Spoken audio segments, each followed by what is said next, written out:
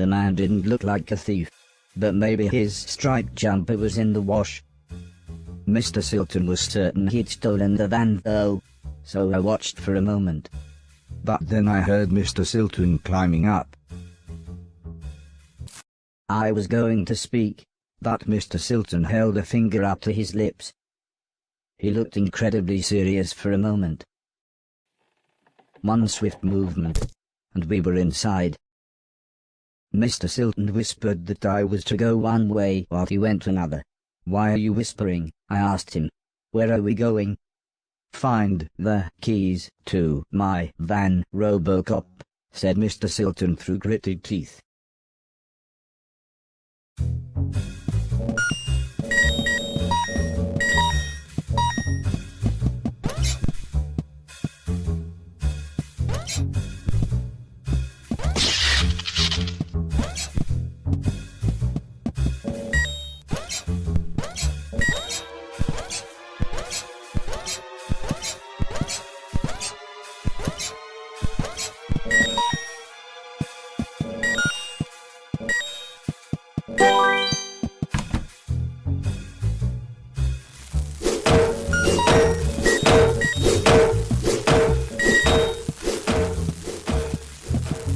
The piles of junk were all wired into the mains. I suppose it was a good deterrent against thieves.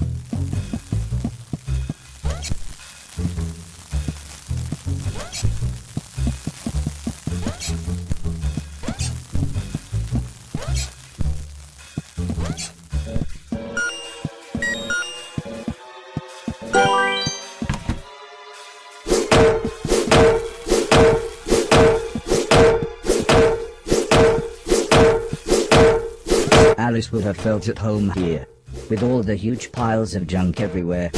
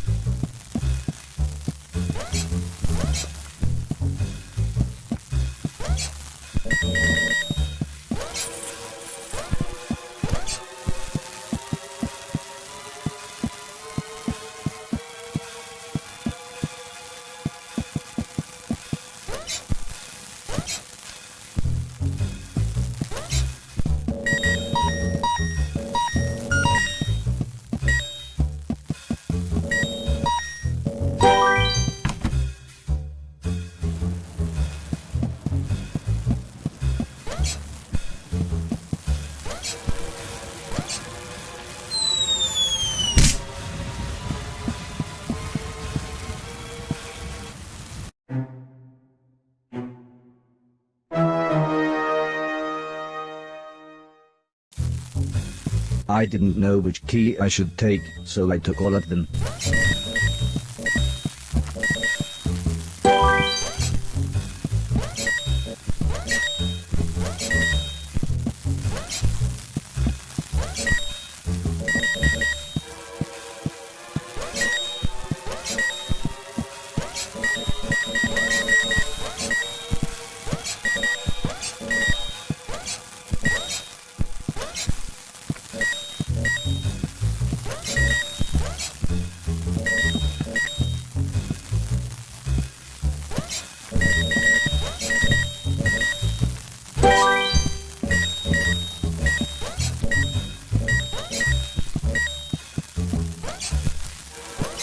I finally managed to collect all of the keys.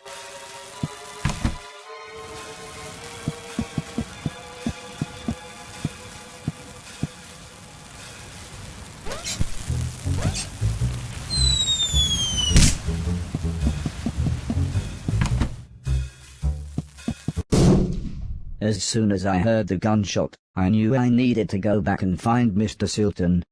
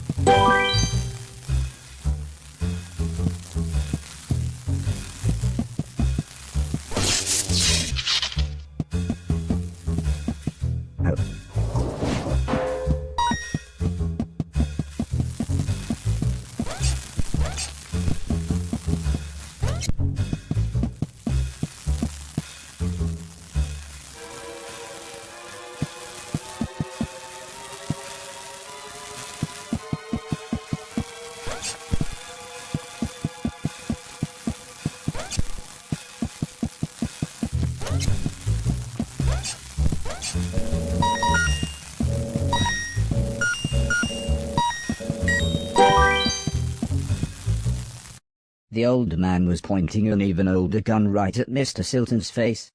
But the man looked terrified when he saw me. I can still picture his hand shaking as he reloaded his ancient firearm. "This wasn't the plan," shouted Mr. Silton. "It's him or me." Let him have it.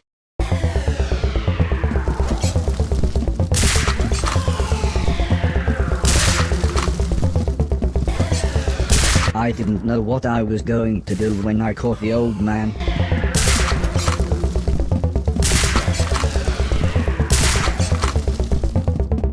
But I knew I had to stop him.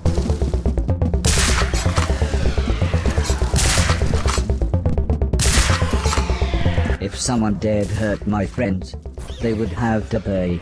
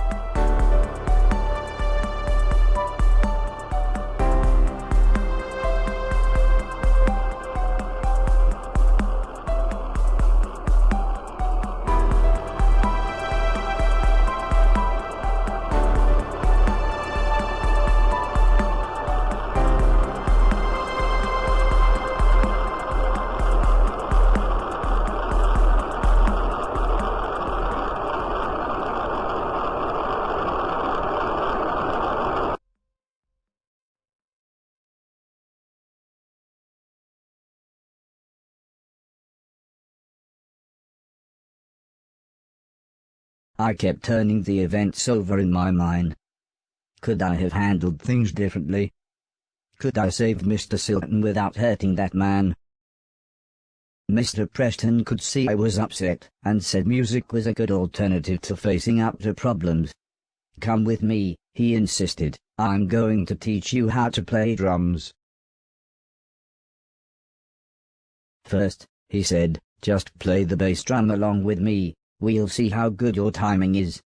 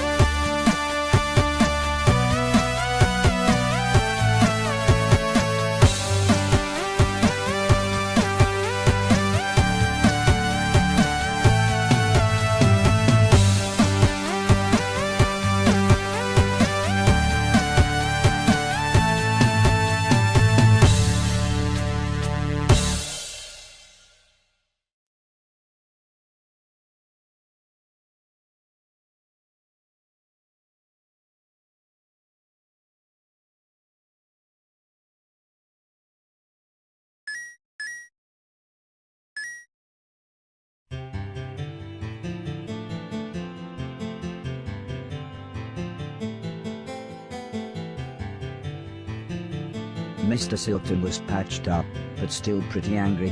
He referred to the man as a word that wasn't in my dictionary file. It should have been between cunning and cup. I reminded Mr. Silton about going to find the others now we had the van. But he said there was something even more important we had to do first. Mr. Silton explained that it was a good idea that Mr. Logan be released from prison early, and that this wouldn't involve a parole board but might involve dynamite. Straight away I was apprehensive. I thought only bad people went to prison. I knew Mr. Logan was the guitarist in Mr. Silton's band, but why would we help a bad person? In the end, I think it was only Mrs. Silton's smile that convinced me to help. Mrs. Silton promised to have a present for us when we got back. She said she'd been saving her money from her decorating job. I didn't know what I would need money for, but then realized, if nothing else, new games consoles must be out. "Be careful," said Mrs. Silton with a big smile. "Don't rob any post offices, and don't get shot." In the dead of night, it was surprisingly easy to get close to the prison building. Mr. Silton said it was like the Death Star and had a weakness we could exploit. Although I seem to remember the robot getting shot when they did that in the film. But there was no time to worry as Mr. Silton pressed a walkie-talkie into my hand and said, "Good luck."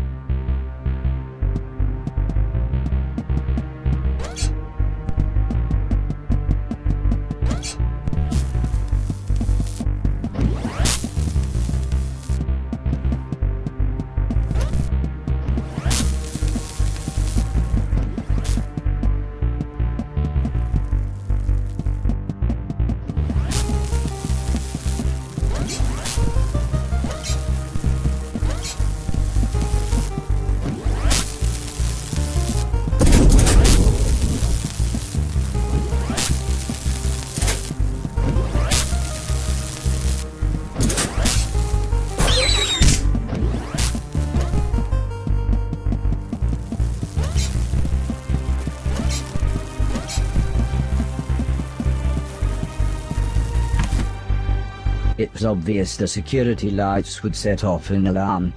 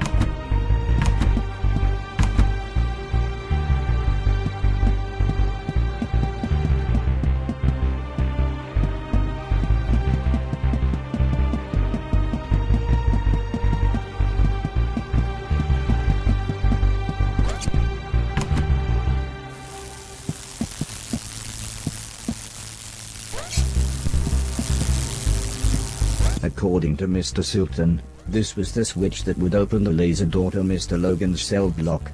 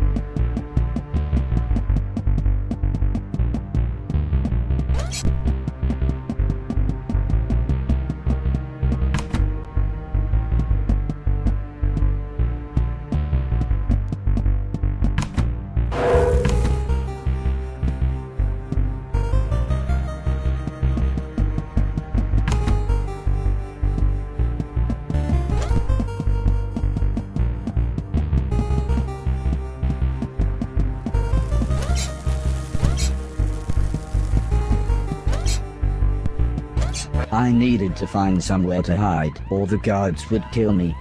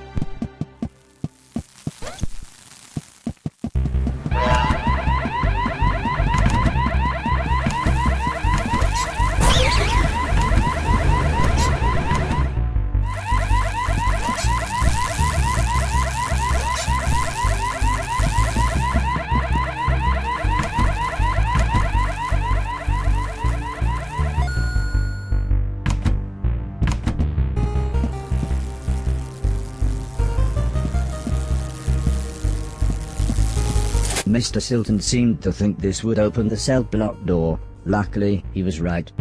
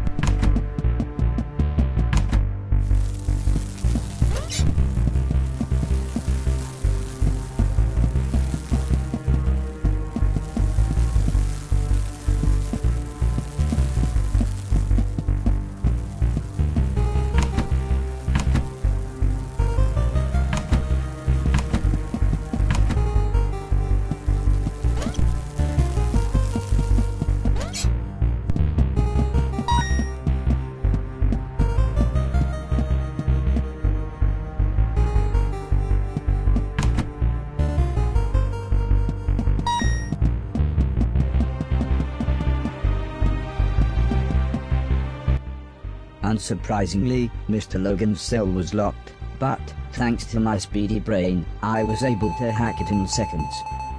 Mr. Logan was not pleased to see me. No one ever was. But I couldn't work out why. However, when I mentioned Mr. Silton, he soon cheered up. We quickly made our way outside. Although I wasn't sure about Mr. Logan's stealth techniques, they were quite different from mine. But someone must have noticed Mr. Logan was missing, as, with a bright flash, we were soon attacked. This still wasn't the plan, said Mr. Silton as he insisted he was okay, and that, no, I didn't need to clean up the trail of blood. He did however urge me to take care of the huge tank bearing down on us.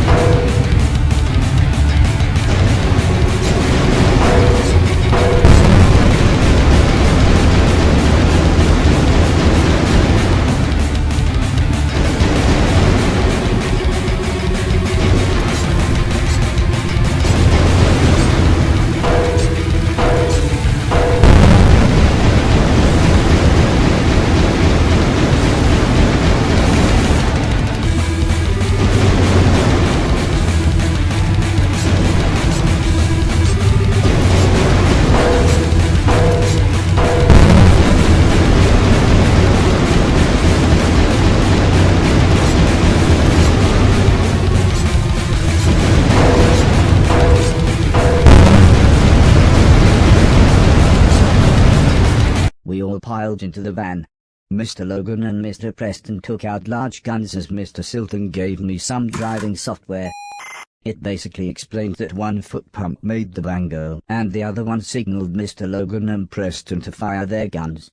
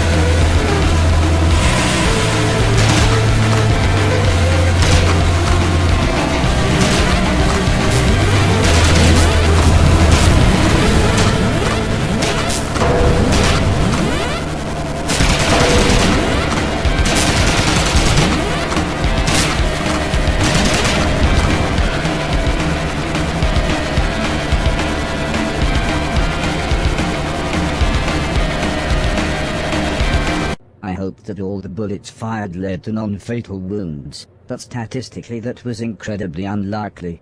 Strangely, I felt too excited and relieved to care. Mr. Silton winced as he clutched his bleeding shoulder and explained how you can't make an omelette without breaking a few eggs. I think broken eggs meant dead people. Sometimes, he said, you have to do whatever it takes to survive, even if that means killing. But not innocent people, said Mr. Logan as he stared straight ahead. Eventually, I asked Mr. Logan what he had done to end up in prison, but he just continued staring out of the window. Mr. Preston smiled as he said, I suppose someone should explain. He told me when the war started, he and Mr. Silton had avoided conscription, but Mr. Logan was called up. His unit's first orders were to sweep through a huge urban area, killing anything that moved. The only trouble was, hundreds of refugees had recently taken shelter there. The generals knew that those people were there, said Mr. Preston, but they couldn't have cared less. This isn't the time for another one of your conspiracy theories, interrupted Mr. Silton. Although this obviously annoyed Mr. Preston, he continued explaining how Mr. Logan and another man deserted, and, after a poor attempt to hide in a wooden vaulting horse, the pair of them were caught at gunpoint on a train, whilst trying to speak rudimentary German. Mr. Logan guided us down a small side street as Mr. Preston complained that he needed the toilet. Mr. Silton asked why we were taking the scenic route while he was trying not to bleed to death. But Mr. Logan gave Mr. Silton a quick glance. "You're fine," he said with the faintest of smiles. Soon the night sky was full of twinkling stars, and I was able to impress everyone with my navigation skills. The software was state-of-the-art, but I remember Heather telling me how the ancients had used the stars in much the same way. It always made me smile, thinking about the names she gave the constellations. It was the middle of the night by the time we got back, but Mrs. Silton was still up waiting for us. "Really, again, in the same place," was all she said as she shook her head and tended to Mr. Silton's second bullet wound. Mr. Preston nearly knocked us over as he sprinted towards the bathroom. It appeared that his body had kept on making urine, even though it didn't have anywhere left to store it.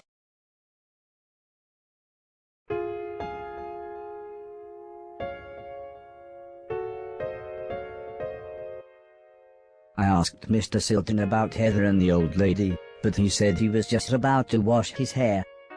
When I asked him again later, he said the main thing was that we'd got Logan and the van back, and couldn't the rest wait until I had cleaned up the band room for him. I didn't know what to say. Everything we had done, everything I had helped him with, I thought it was all to get everyone back together. But now I didn't know what to think. Before I could say anything, Mrs. Silton explained that it was okay if I only travelled on trains and was alone. I must have looked worried as Mrs. Silton smiled and continued, "If you really want these idiots to go with you, they can disguise themselves and catch the next train after you." Mr. Silton was dismissive, and said I'd get nowhere without proper ID. "They'll be stopping robots for even the tiniest of things," he said. "And a robot passport costs a fortune these days." "Well," said Mrs. Silton, "it's a good job I've got this." Mr. Silton looked confused and asked where Mrs. Silton got the money. "Sometimes," said Mrs. Silton, "when God slams a door in your face and shoots you twice in the shoulder, he opens a window." Mrs. Silton explained how Preston had given her the extra money. He said there was good money to be made selling pills and powder to people that distracted them from the world being an absolute mess. "Bedtime," said Mr. Logan as he carried his guitar into his room. Everyone else left one by one, leaving me stroking the dog.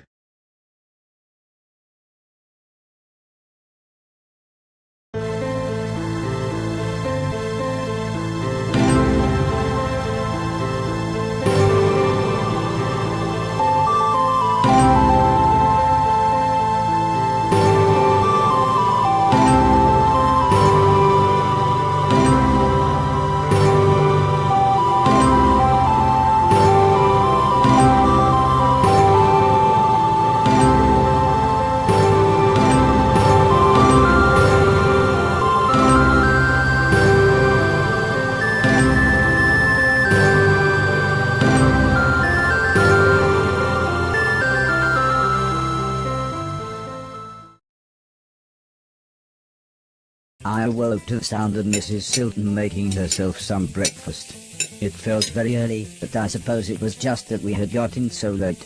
Mrs. Silton gulped down her coffee, and with a reassuring smile she said, "Let's do this."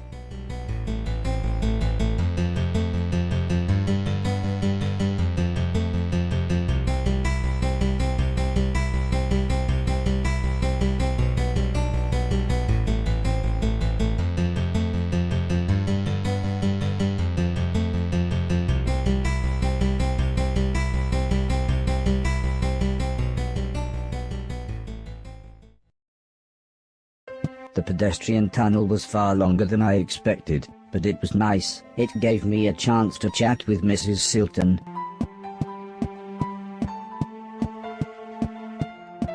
She told me she was from an upper-class family, and that her parents had nearly disowned her when she married Mr. Silton.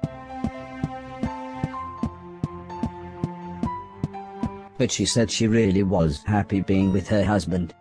And after all, as she put it, he did provide for her in this messed-up world. However, I couldn't help but laugh when she said how much she liked Mr. Silton's band. I steered the conversation onto the topic of the war. She explained she had been a nurse near some major combat, but she looked really sad, so I changed the subject. I asked her if the town was nice. Mrs. Silton smiled, and described it as a wretched hive of scum and villainy.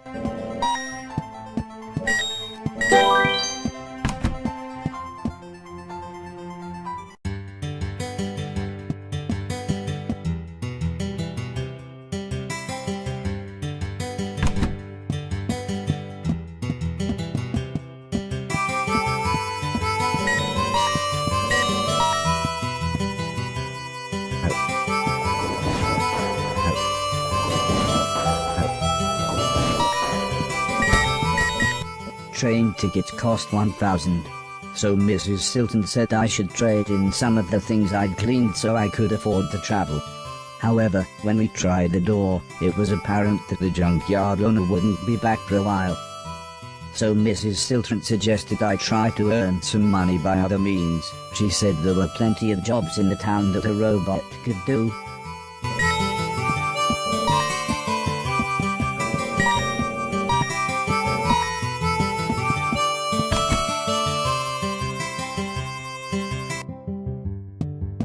The largest of the old ladies explained the job to me. I would be drying plates. She explained that old people couldn't afford to retire anymore, so she and her friends had to take menial jobs. All of the old ladies would be throwing plates at me as quickly as they could.